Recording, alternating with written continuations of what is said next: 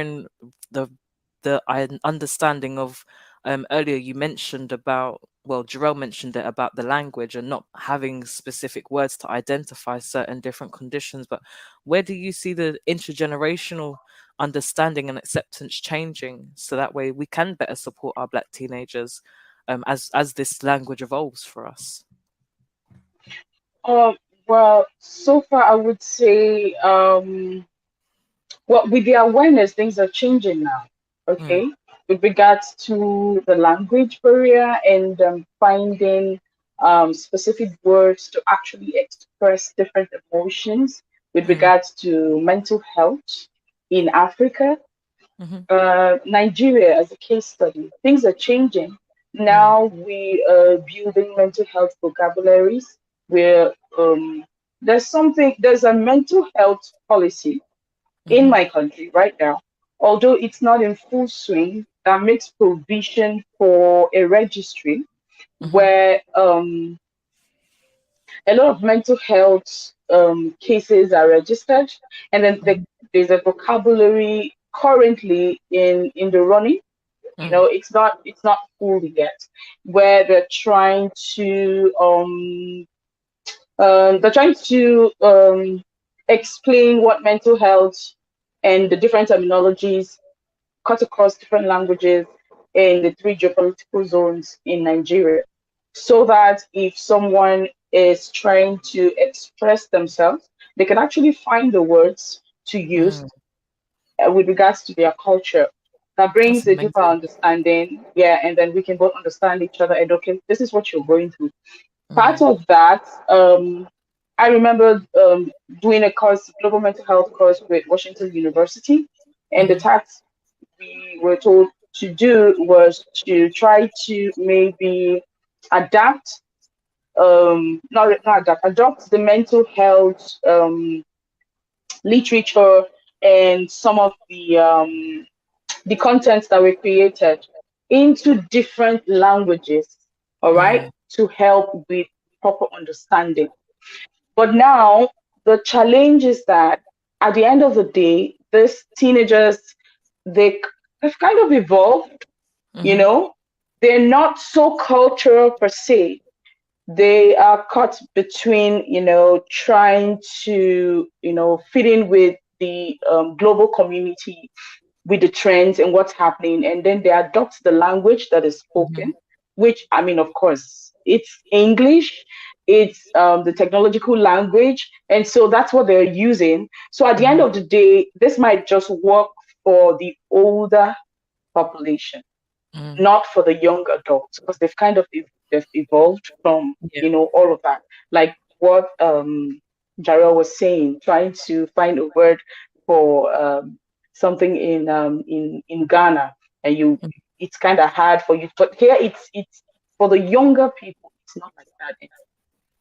They can speak Mm, English, they can understand the different terminologies, they know mm, what mental health means, maybe the application of some of the mental health strategies, some of the mental health tips that they can use to help themselves is where they are lacking. But they mm, use the language of the global community. So mm, there's no challenge there. Now, the acceptance and the knowledge and then the understanding still will go back to the culture. mm-hmm, Like Bosede said, a culture whereby we want to pass on our unfulfilled dreams to our children, mm, not minding if it is what they want to do. And so I see that changing, not right now, probably in the nearest future, where the level of awareness is quite raised. Right now we're still at the baseline, you yeah. know. So I see that changing in the nearest future, say maybe in 10 years' time. You could say, okay, at this point, parents now know how to um, parent regardless of the cultural factors and the environment or the socioeconomic factors that is affecting some of their decisions. They can now parent from a place of self-awareness. They Yeah. can understand their children, and they understand that these people are just individuals, all right, who just want to, want to lead their life and just be normal, regular people. And then at that point, they no longer want to choke them with their own choices. They don't want to choke them with, enforcing different things because the society said so, because this is how I was raised. This is how my parents raised me. So I have to raise you like that. No, I see that changing.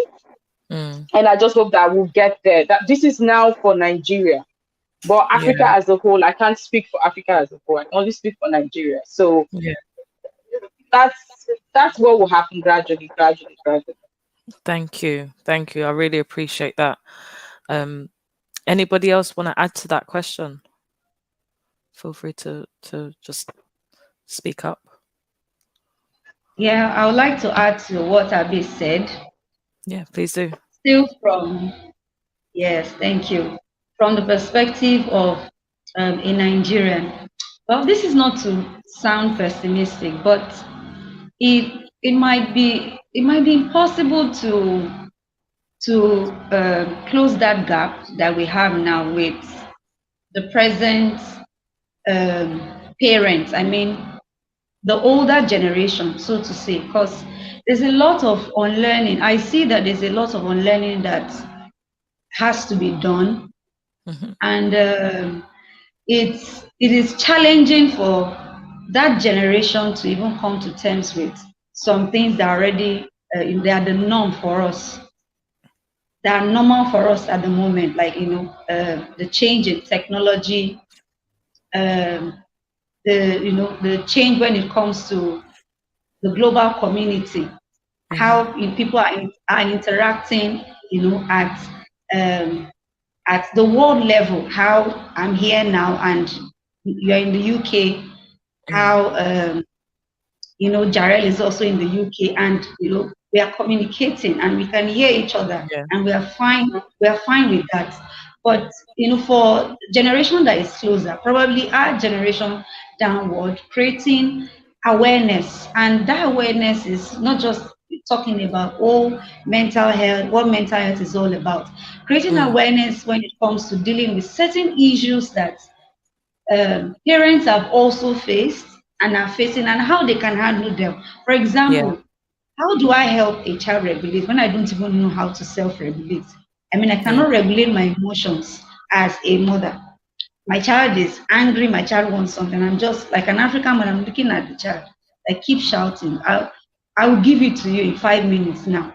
I can't even regulate myself. I don't know the right things to say to this child. So bringing home some things that will address these issues that I've gone through as a parent, issues that I'm also going through, because this knowledge would also be helpful.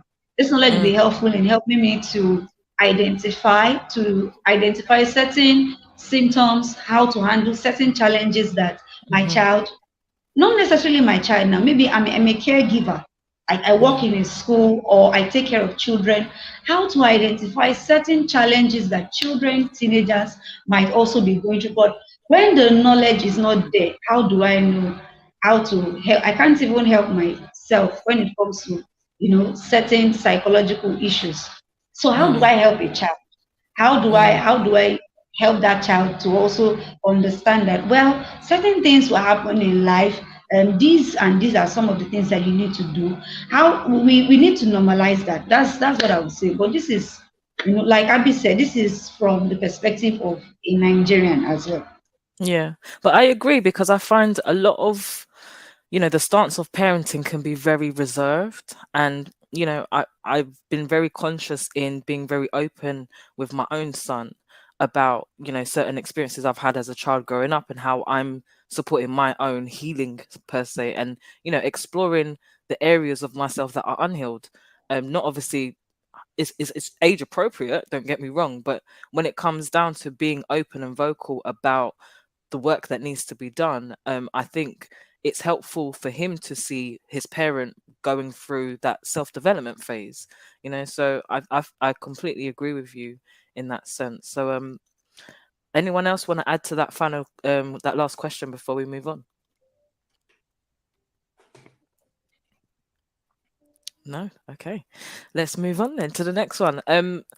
So we've spoken just briefly about some of the socioeconomic influences. So I want to kind of delve into that a little bit more, because we've spoken about the impact of, you know, affluent families or living in affluent areas, but also the tail end of it, where you may not be in such a privileged position to be able to, you know, provide as much support or be as present because of the type of work that you do, or having to work multiple jobs, or whatever it might be.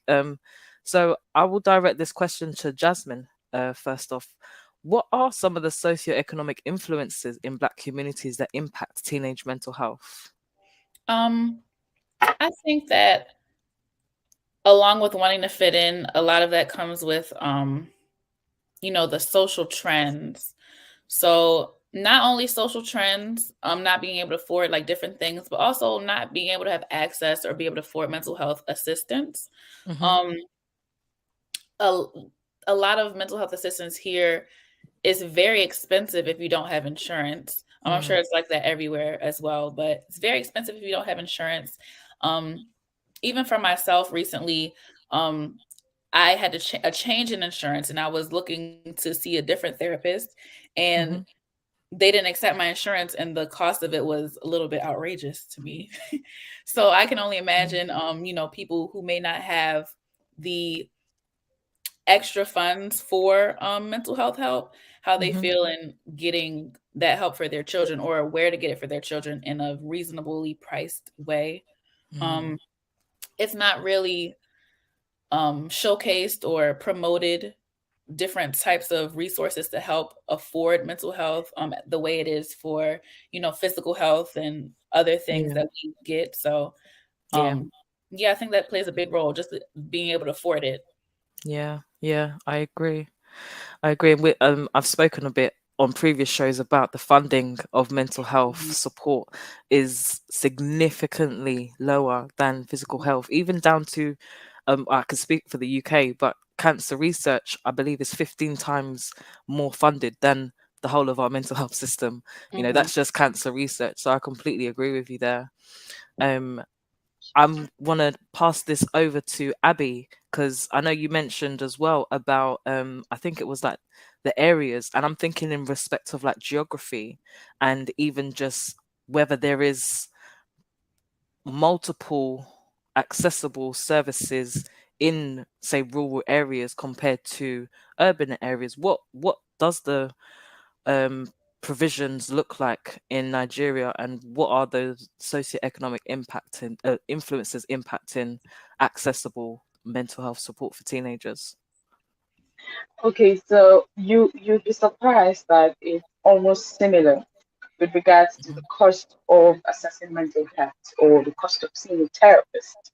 Here we do insurances for people that work for the government. So there is NHS, and then of course if you work for a private company, some private companies they have health insurance. But it's only until recently, maybe in the last 3 years, that mental health was included, or seeing a therapist was included. Before now, it wasn't so. It was Right. just for, you know, medical other health challenges, not mental health. You know, going for treatment, seeing a doctor, going for surgery, and what have you. Now, in the in the rural areas, so what I usually say is, if things are this way in the urban areas, what happens in the rural areas where people just, you know, rely on, in Nigeria, people rely predominantly on their religions, all right, to seek for help. Whatever kind of challenge they have, they rely on their religion. So they just believe that if they pray about it, they're going to be just fine. So you're going to the rural areas and you're talking about mental health. Maybe you're trying to tell them that people with mental health are people that are crazy. They're like, oh, so it means that this person is mad if the person has mental health issues. That's just what they think. It means that the upstairs is unstable. So the awareness is not there. So you can't even start saying, can they afford to see a therapist? What is the cost like? They don't even know what it's about. They don't even care. They can as well just pray to God and everything is going to be fine. Or they can, for those that don't believe in in God, they can just, just pray. No, don't pray. They go to see herbalists, traditionalists, and Yeah. what have you. Now, in the urban areas where there's much information, awareness, exposure, education, infrastructure, companies are here, experts are coming in and out. Business is bustling and moving. There's so much awareness on mental health. And it's only those, I would say, the elite and the average families that can afford to see a therapist. Now, because the cost of seeing the therapist is expensive, because getting certified as a therapist, a mental health therapist, or a mental health counselor is expensive. All right, so I'll just give you a very vivid example. My undergrad studies was in psychology. I studied outside the country. So when I came back into the country, I needed to start practicing. So I went around looking for regulated bodies that I can be a part of, probably write the exams and get licensing. Guess what? We don't have something like that till now. It's still a big challenge. As such, different people just come up with their own institute. And then, they train you for a couple of months, and then they certify you, and then they find a way around the license. License here in Nigeria for psychology, psychiatry, all those other, mind-related illnesses is not so very strong. As such, just about anyone could go study, read about mental health, and then open a social media account and start telling you that he's a therapist, and start telling you that he's a counselor, and then just pass on jargons to you and ruin your life even further. So because we have to pay so much to become certified, all right, I paid a lot of money, close to 2 billion, all right, because I always go for the best. So imagine spending that much, and then someone approaches me and says, I'm in need of a mental health therapist. I'm depressed. I need help. I don't know what to do with my life. I can't figure out my life out. I don't even have money. How do I come in? How do I help you?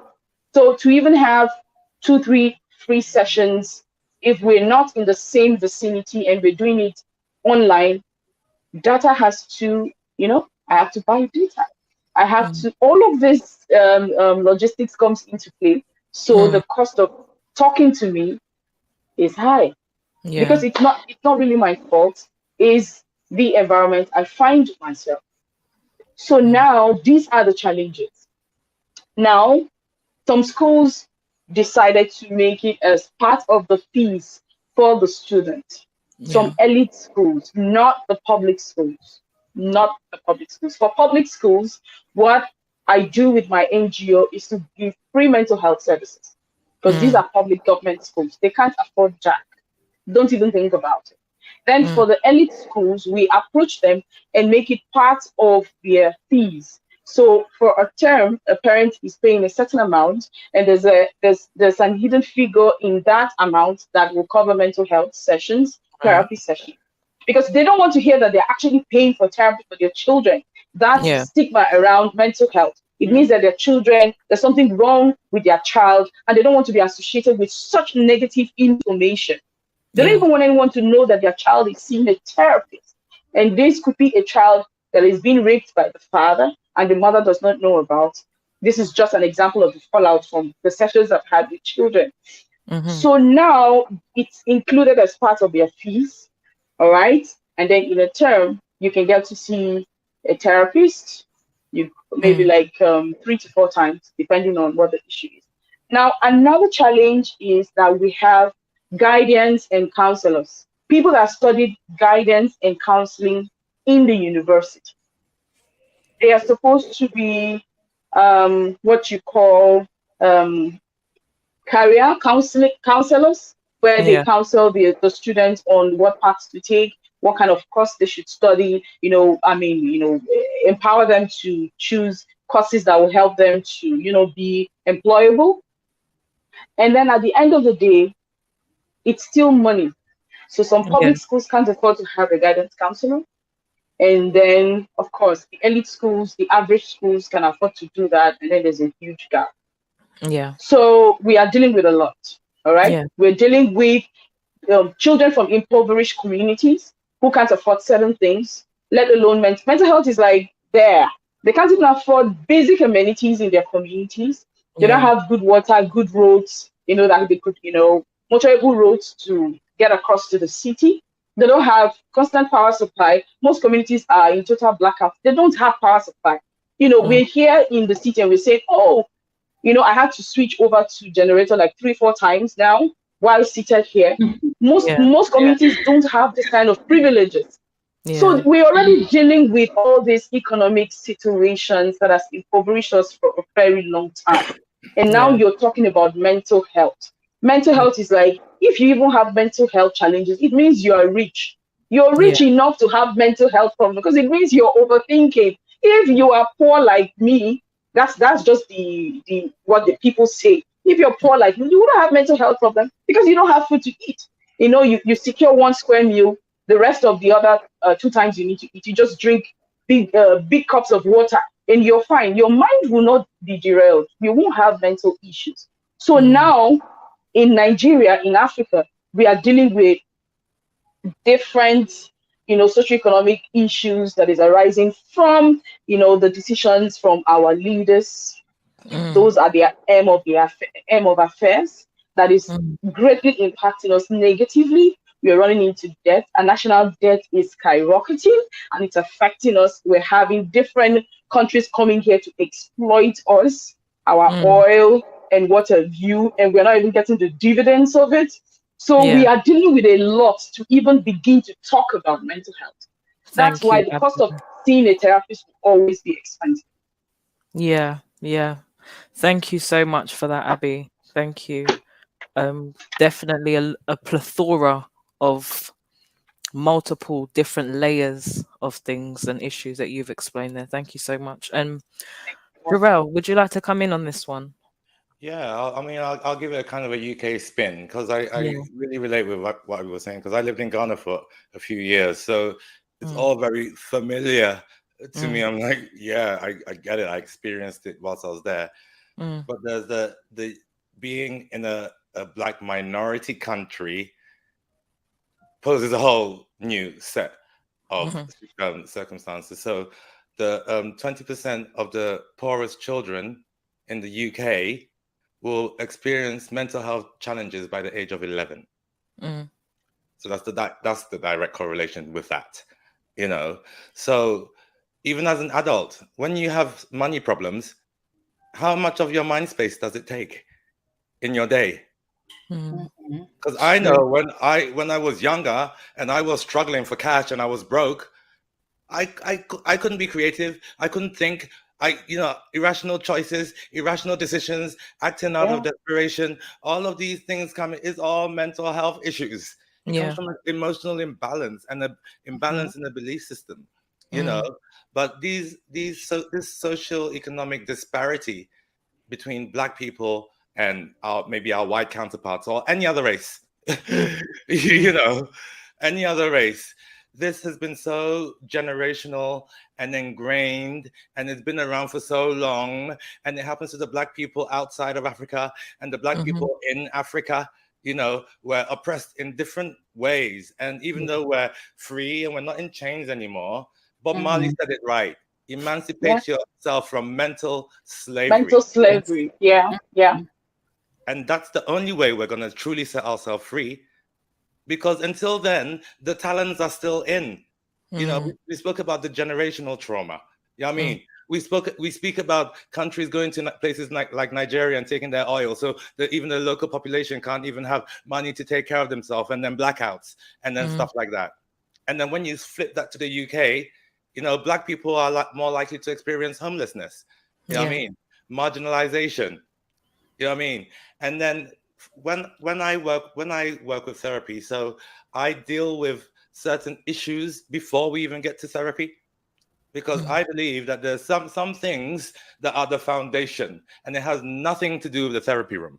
Until they got that right, they're wasting my time. They're wasting their own time, and that thing is called lifestyle. Right. And when you and lifestyle consists of sleep, diet, and exercise. And if you ain't got that right, no therapy is gonna work.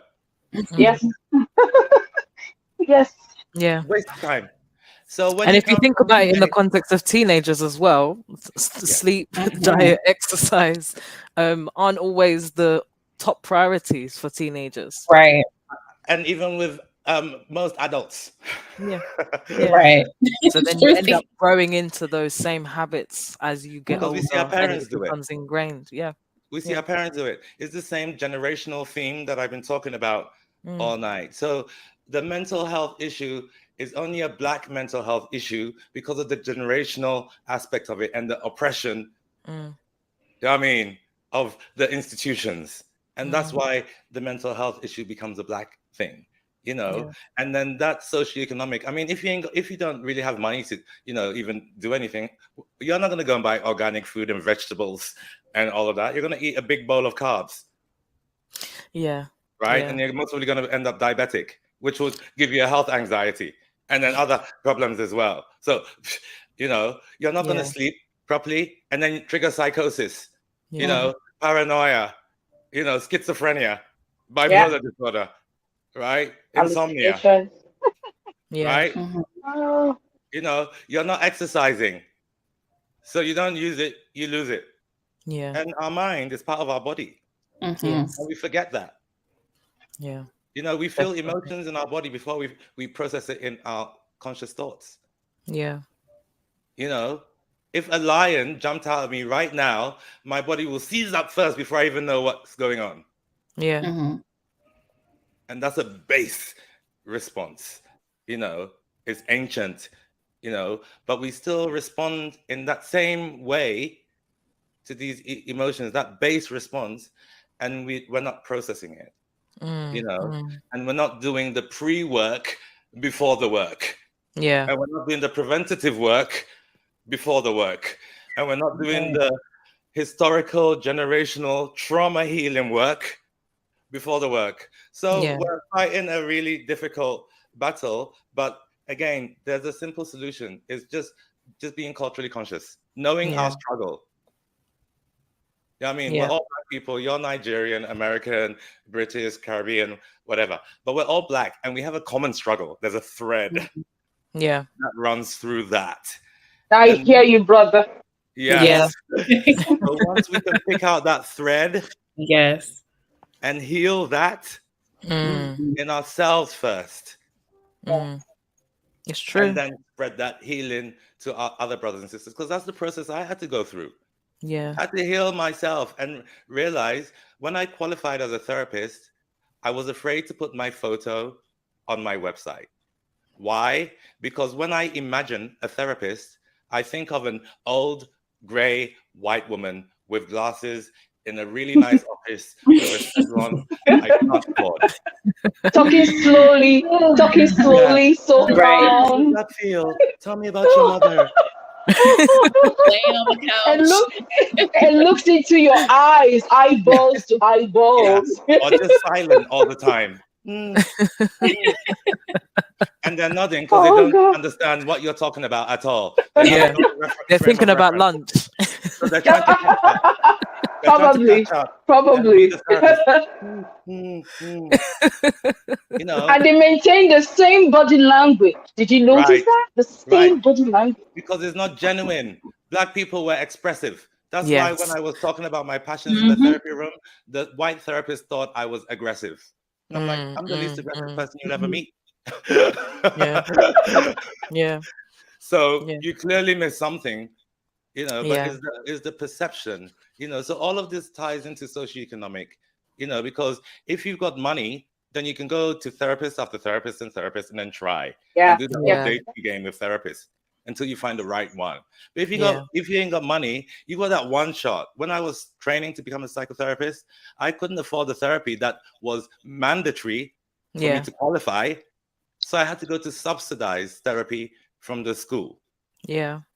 And Yeah. I was paired with Holly, a white middle-aged therapist.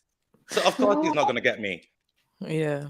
you know. Yeah. So if my chances of having that subsidized therapy or that path is blocked, then again I'm up by the wayside again. due to my race, my culture, my socio-economic system, you know, and then I'm marginalized from the whole mental health system.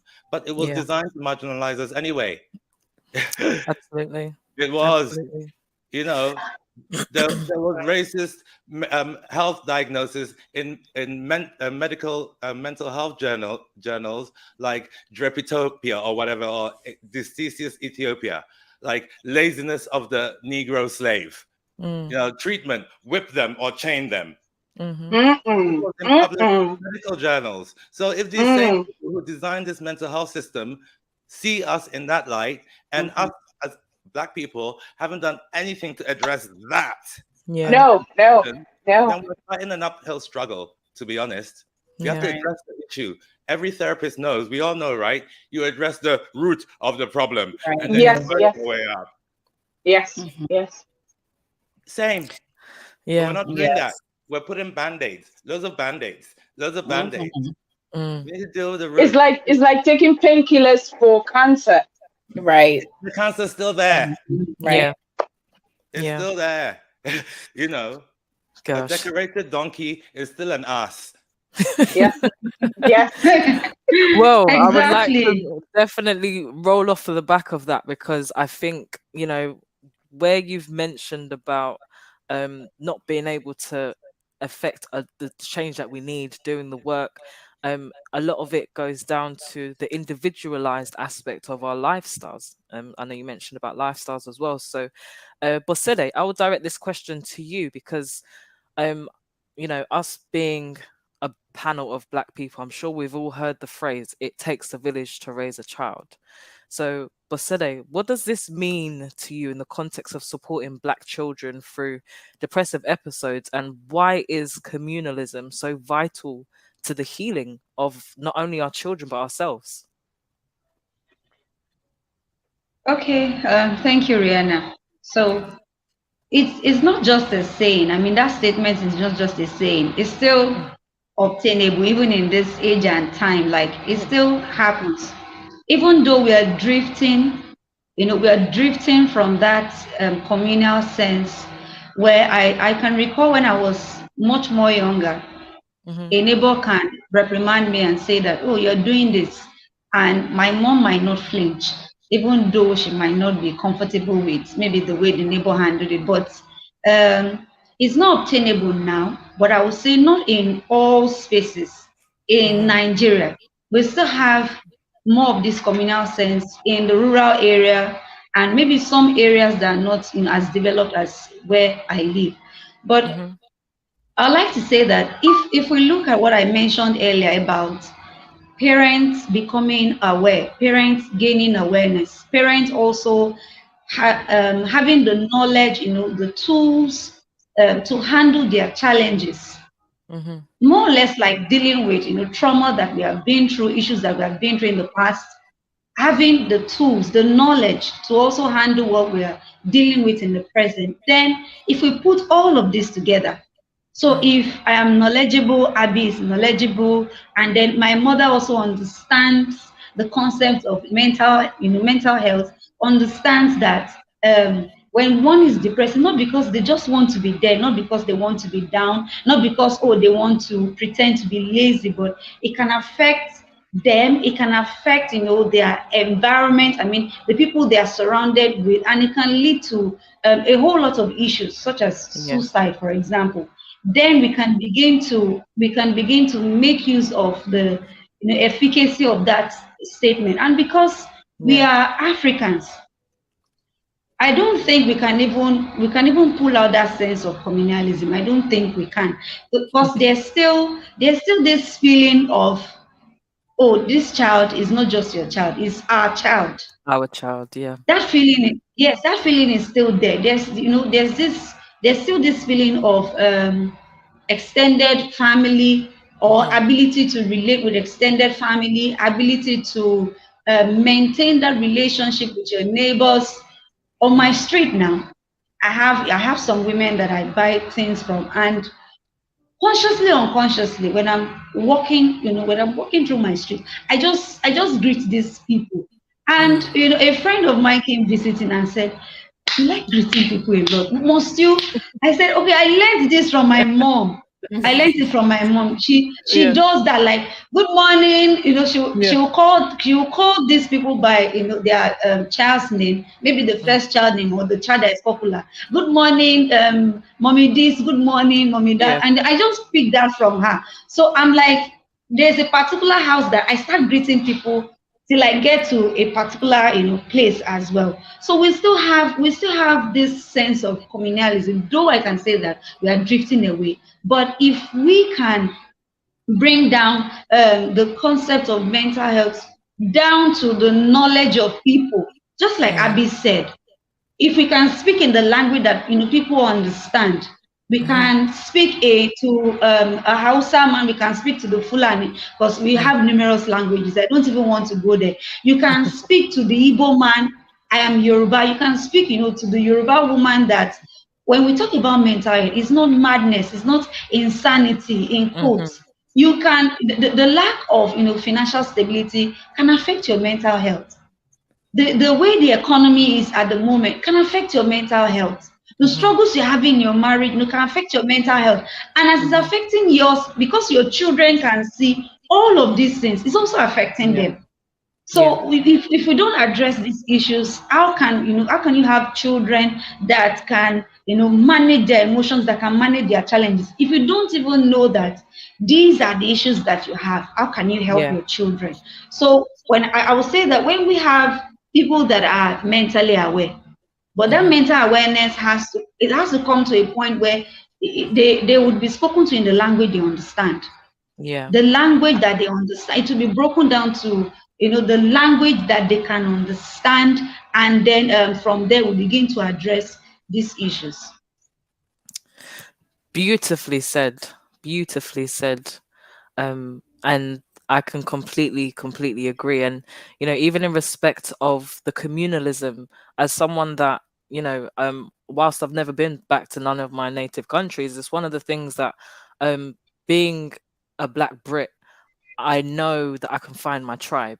You know, I know where to find my sources of cultural nourishment as and when I need it. And I want to throw this over to Jasmine to kind of chime into this, because again, being not, I guess, needing to find your tribe in, you know, the US as well would, I assume, be somewhat similar. So what's your take on the practice? I won't call it a phrase, so thank you for that, Bosede. What do you take from the practice of it takes a village to raise a child, and why do you think it's so important to hold that sense of communalism? I think that it's very important here in the US as well, because we have extended family, and even just chosen family for some people. I went to a HBCU, which was a historically Black college university, but I know some of my Black friends went to PWIs, predominantly white institutions, and in those spaces, because it's a predominantly white university, you're not learning about, you know, the history, or you don't have those spaces that are already set up for you, so you have to create them yourself. I think it's very important to have that community aspect of it in just growing and learning and developing as a teenager, because that will bring you back to your cultural roots and like who you are as a person. I'll say that it takes a village to raise a child does hold true here for our families as well, with just, you know, godparents and distant relatives and friends and family that come together to embrace new children and your families when you need them. And that is very important for teenagers to find those spaces and find those people, even at an early age. A lot of my friends I've known since elementary school and middle school. I met them in my teen years. And, you know, in work, I do work in predominantly white spaces sometimes, and it's just refreshing to go back and be with my chosen family and my regular family and have that piece of home with them. Beautiful. Again, home. I like that. Thank you for your contribution, Jasmine. You're welcome. Thank you. Jarrell, do you want to chime in on this? And then I can ask Abigail once she returns as well. So depression is usually linked to senses of worthlessness, lack of self-acceptance, which leads to like a sense of loneliness and isolation as well, and then it starts compounding on each other, right? And in the UK, it being more of an individualistic society, right? You know, so Black Brits in the UK are way less communalistic because we get to have a choice. Keep your parents, you know, cultural aspect when it comes to that, or you can take the Western version as well. So sometimes in the UK, we pick and choose as and when it suits us, because sometimes the communalism isn't convenient for us, especially when you have a cultural identity that is not culturally acceptable. Right? So being a Black Brit, it gives us a bit of maneuverability within that. So the individuality gives us the freedom to express ourselves a bit better and not be riddled with the shame of owning our mental health and it affecting our family as well. Because that was my issue with accepting my own mental health issues. Because one, I couldn't even fathom that I had mental health issues, because to me, some of mental health issues was that naked man on the roundabout in Kumasi, in Ghana. That's just a vagrant walking around. Everyone's a bit scared of him. To me, that was mental health issues. So I didn't even imagine that I could possibly have mental health issues. And then when I started to realize that, okay, maybe there is something, you know, that maybe I'm not mad, but I'm suffering from poor mental health. I qualified it with the language, which opened up, you know, an avenue to me. But because even though I still was straddling between British and Ghanaian, you know, I still had to do some work to overcome the resistance of saying, I am suffering from anxiety. I am suffering from depression. I am suffering from childhood trauma. I need help. Because even in saying that, I was disgracing my whole family. Even saying it to myself. And I was potentially cutting myself off from my family because they could easily reject you for it. Right? Because there's all these myths around it. Oh, you're wicked. You went to see a witch doctor. You went to do juju for money. You did this. You stole from somebody. Oh, you stole somebody's boyfriend. Oh, all sorts. And in our culture, we believe these things. In Africa, we believe them, like really believe them, you know. And as Black Brits, when we're first generation, second generation, and we believe it in our subconscious, maybe not in our conscious mind, but in our subconscious we do, you know. So all of that interplays. But the good thing about our communalism is that it kind of erodes that sense of loneliness and worthlessness and non-acceptance. Because in Ghana, you can't get away from your family. Where are you gonna go? They're everywhere. You can't say, oh, I'm depressed. You won't see me for a month. They will be at your door. Everybody will be looking for you. You know, so it kind of breaks that. Over here, it's easier to slip into a dark rain cloud, isolated gap. You know how it is in London. Maybe it's the same in the States as well. You know, I lived in the States for a bit, and I could be in my house for 2 weeks and no one even. And it's also one of those things of, oh, I don't want to impose. I don't want to impose myself on you. Whereas in all honesty, when I'm with my tribe, they're like, you haven't answered your phone. I'm coming round if I don't hear from you in X amount of days or X amount of time. You know, so I can completely relate. That's the individualism at play. The individual puts barriers up, but also sets us free in a way. And the communalism breaks down the barriers and traps us in a way. So both systems have their pros and cons, right? Again, so beautifully.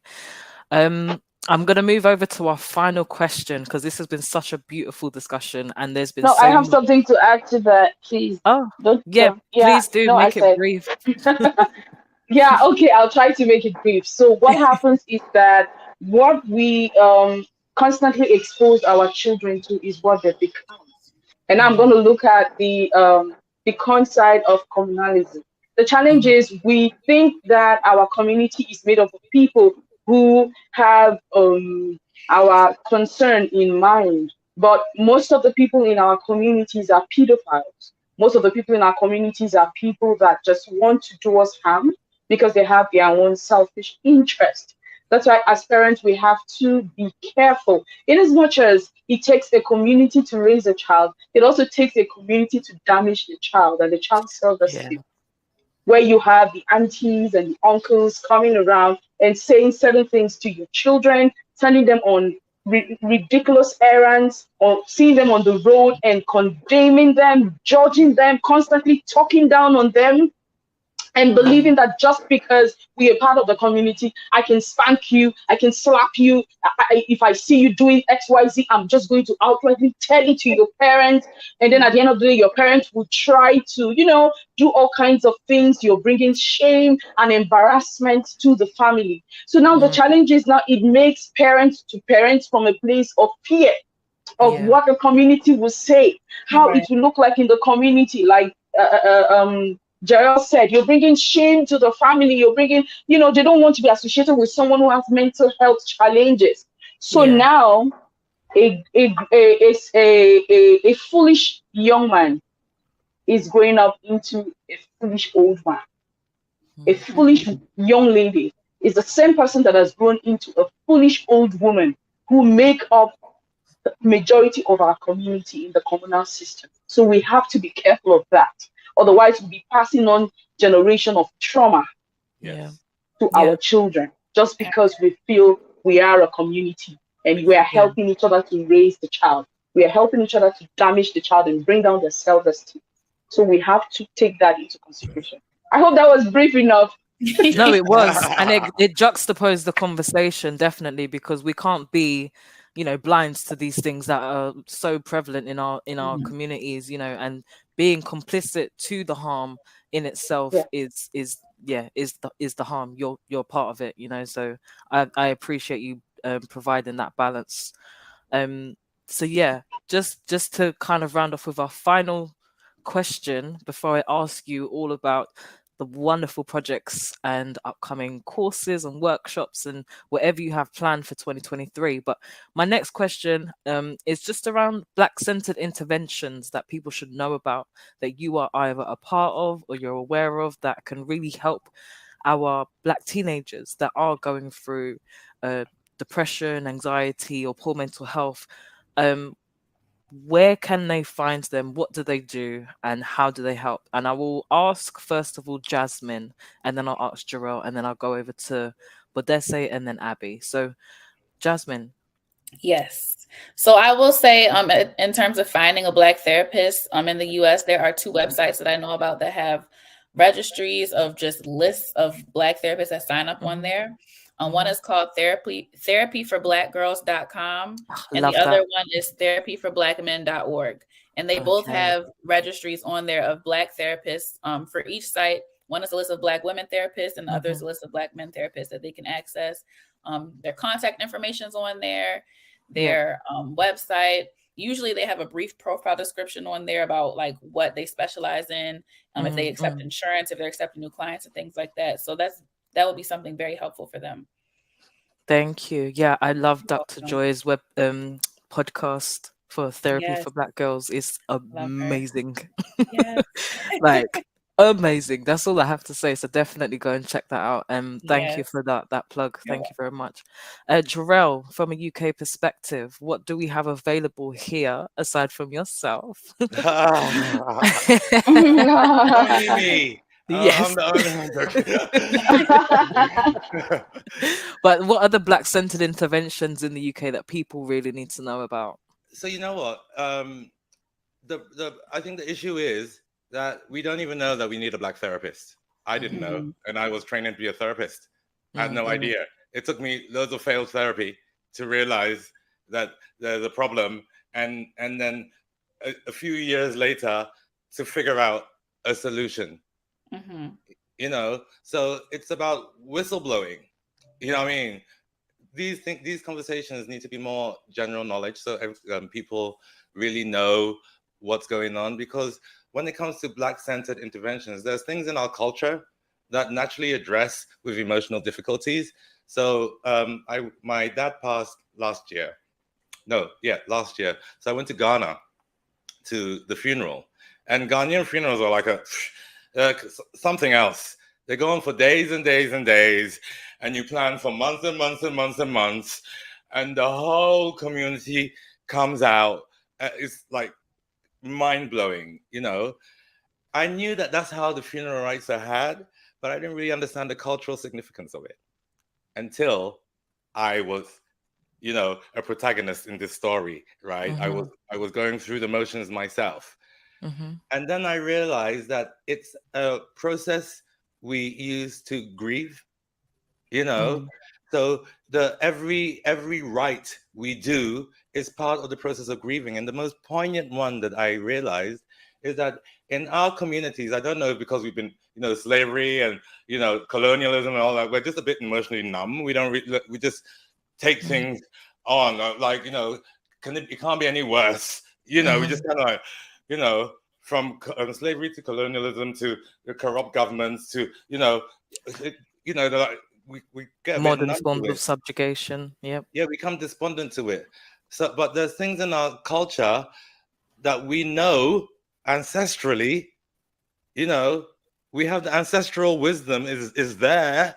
It was just excluded and whitewashed and written out, but it's there, and we're verbal culture. So it's living culture. It's there, you know, and it's really about observing things that we do in our culture and identifying it. The Ghanaian women have a role at funerals to wail. Yeah. Right? And the wailing doesn't even have to be genuine. But what that wailing does, and I experienced the effect of it myself, is that it triggers people who find it difficult to cry and release the emotion in the safety of your whole community. That's interesting. And then party after. Wow. That's interesting. Very, very interesting. Thank you for sharing that. Our cultures we've got ancient wisdom that's there. We just haven't identified it as that. You know, so we need people like you and I to look into our own culture, our own traditions, our own things, our own parables, our own stories, you know, all of that, and draw out that knowledge and put it back into modern psychology so that it can be whole for us. Yeah. You know, as well. And we can identify, you know. Beautiful. Beautiful. Now, I know you and Jasmine need to go. So before I move over to Abby and Bosede, could you both please just let people know what you've got coming up and where they can find you? And I'll gracefully let you go and go and support the minds of today that are being supported by you wonderful people. So Jasmine, just please plug what you've got coming up and where people can find you, please, love. Yes. So I have an event coming up. It's a virtual workshop in January. It's actually on mindfulness. So I'm studying holistic mental health right now. And I teach people about the effects of mindful meditation and herbalism and impacting their mental health. So in this workshop, I'll just be doing a general overview and giving some takeaways of how you can bring mindfulness into the new year. So this is on January 15th from 10 to 11:30 a.m. Eastern Standard Time. And the link to the Eventbrite to purchase tickets is on my Instagram. And it's Jasmine, my first name, JASMYN.RJ. And the link will be in my bio to purchase those tickets. Amazing. Thank you so much. Thank you so much. Have a great day. Take care. Thank you. Thank you all for having me. Thank you for being a guest. And Jarrell, please, before I hand over, where can people find you? What have you got coming up for 23? Yeah, so my website is Bempong Talking Therapy. So my last name, Talking Therapy, easy to find.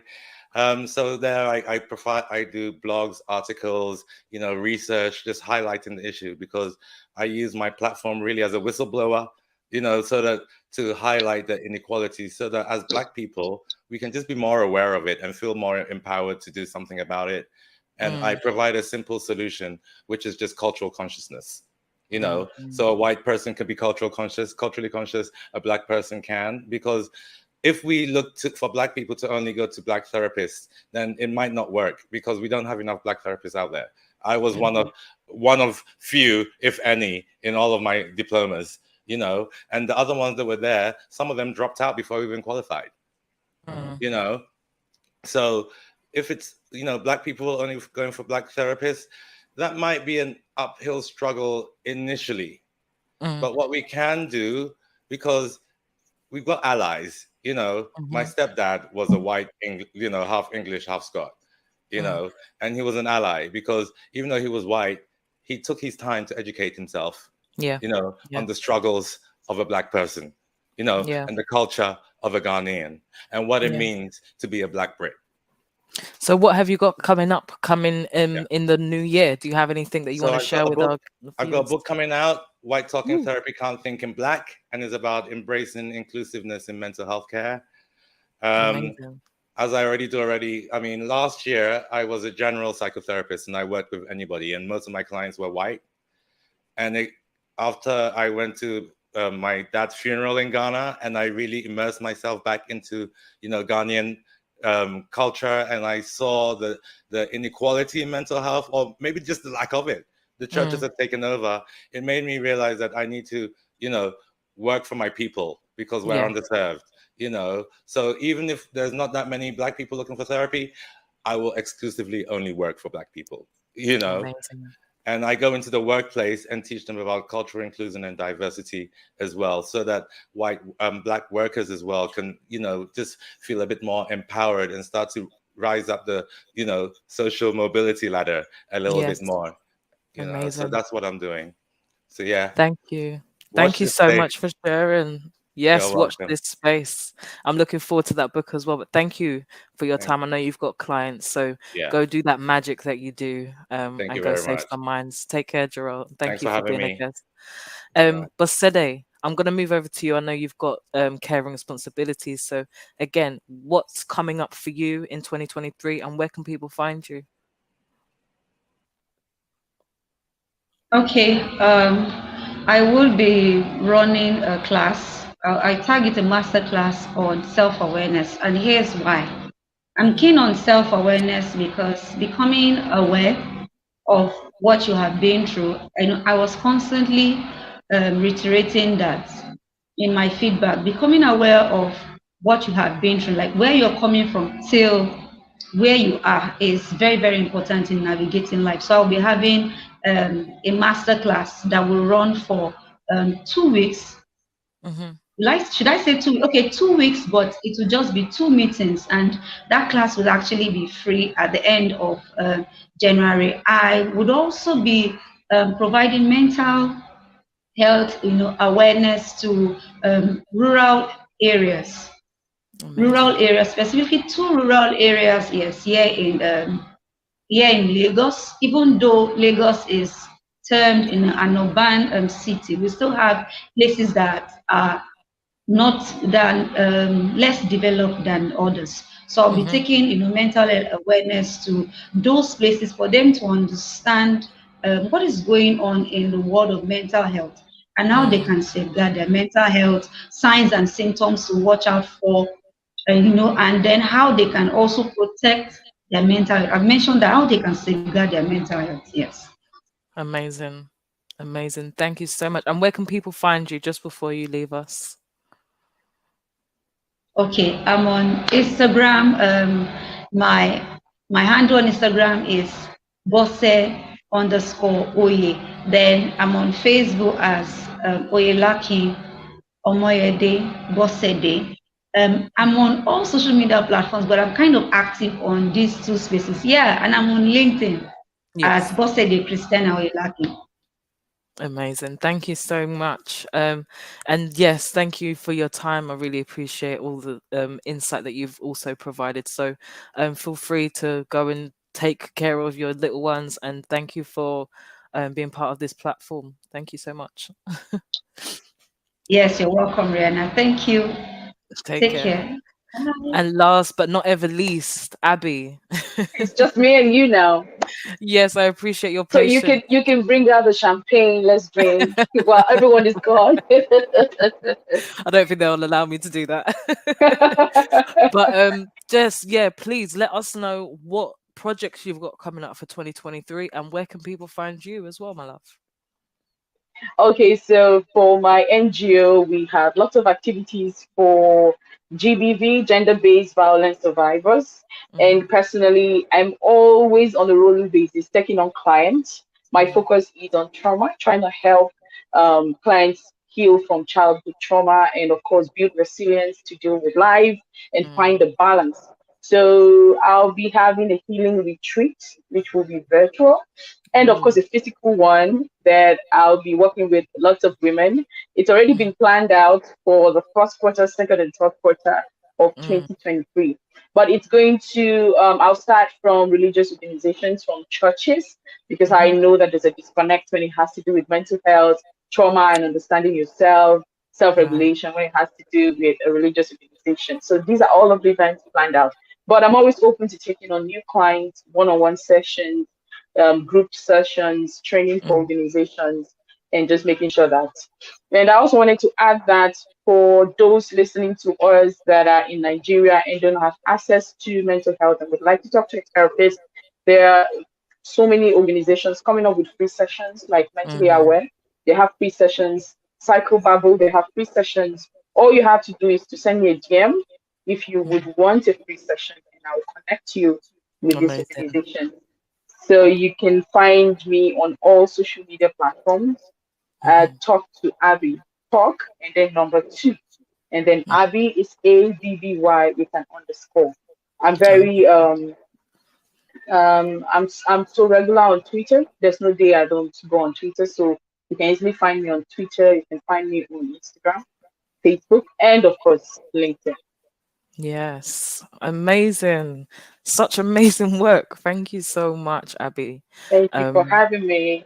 Thank you for your valued insight as well. It's been an amazing session. So that concludes our show for today, everybody. Thank you for listening, for watching. I hope you will have an opportunity to connect with all of these amazing Black therapists and get the nourishing information that you need, not only for yourselves, but to help you support and understand and educate and be more aware of what your teenagers and children are going through. So I will round this off here. This is Rihanna, Black Mental Health Matters. Make sure you join us for our final show for 2022 next week, and watch out for all the amazing shows coming out for 2023. Once again, this is Rihanna from Black Mental Health Matters. Have a blessed and most beautiful day. Take care.